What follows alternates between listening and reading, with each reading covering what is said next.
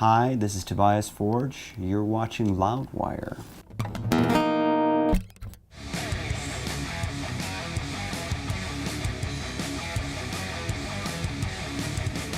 For as long as I can remember playing guitar, I've always done so playing to music. You know, if we start with Kiss, that was very early for me. It could have been Strutter. It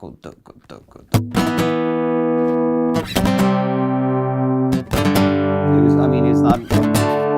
It was that sort of. I was more of like a rhythmical player. Some guitarists that I know were just like. You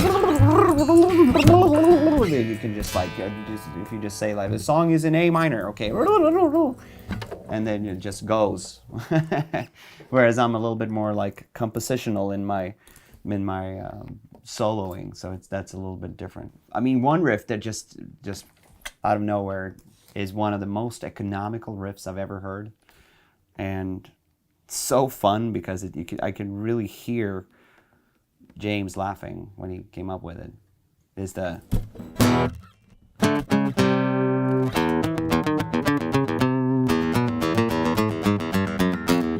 like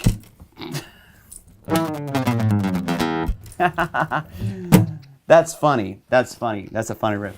James Hetfield is definitely one of the best guitar players that has ever walked this earth. Even though I know sort of theoretically how to play Master of Puppets, it's impossible to play downstrokes the way that he does from start to finish for 7 minutes. Truly mind-blowing. Most Ghost songs, you have to remember, I write them and then record them and then I never play them again. If you ask me to play Elizabeth, I will have to sit for 5 minutes and try to figure it out. And then it's sort of like, oh yeah, oh, that was clever. Oh, that was dumb. I should have done it this way instead. But the first one was...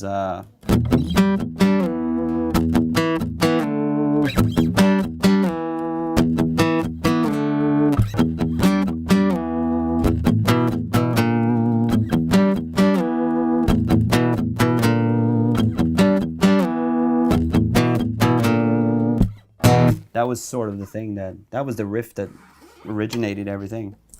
And then it was the...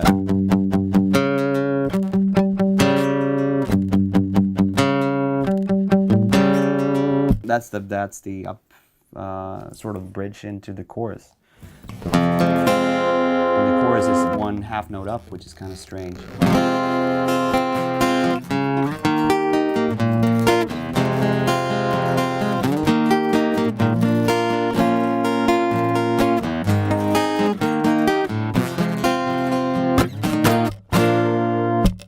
All the songs from the first record were supposed to be very pre-metal, very basic, like...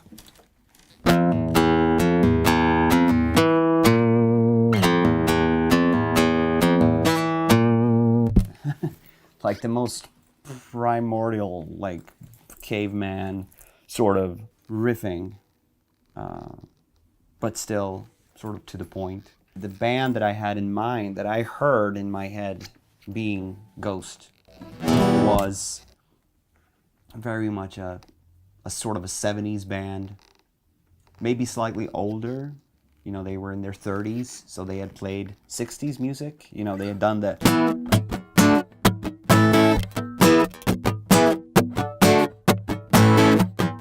So you had a little dumber sort of guitar player on one hand. He came up with a...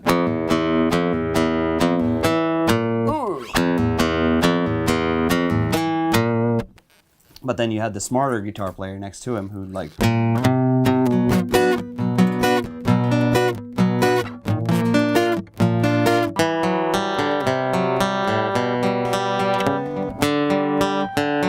There you go. And that transformed into...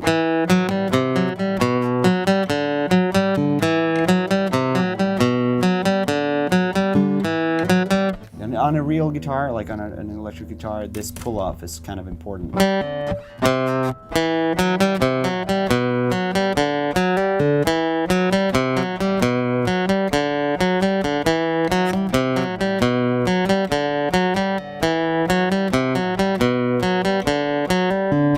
essentially the verse is basically the same riff.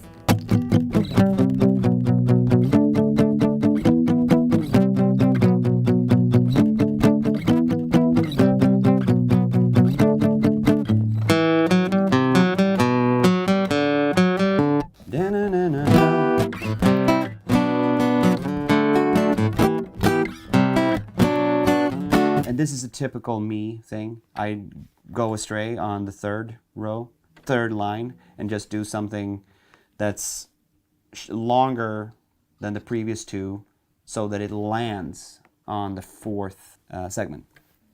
So it comes to be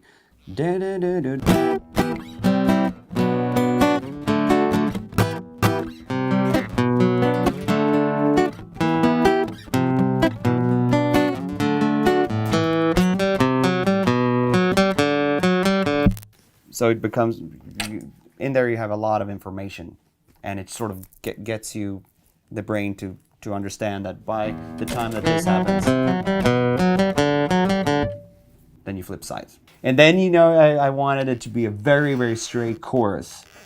So I turned to the most used chord progression if you want to write a song in minor.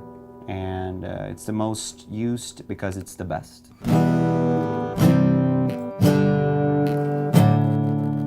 It's the most effective song, chord progressions ever. And this is why you've seen probably YouTube clips of jokers on TV singing 50 songs over that. But it's because it's the most effective ever. So I will continue writing songs with that. But it needed a little bit of flair, so I did this little addition to the riff. That sounds really good on an electric guitar.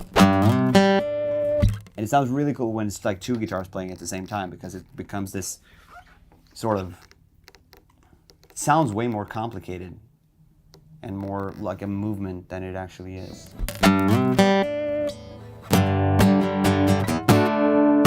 But the whole vibe of the song was supposed to be very power pop. Power pop as in Cheap Trick, the Cars. And this feels to me very Cheap Trickish, besides being an actual Cheap Trick.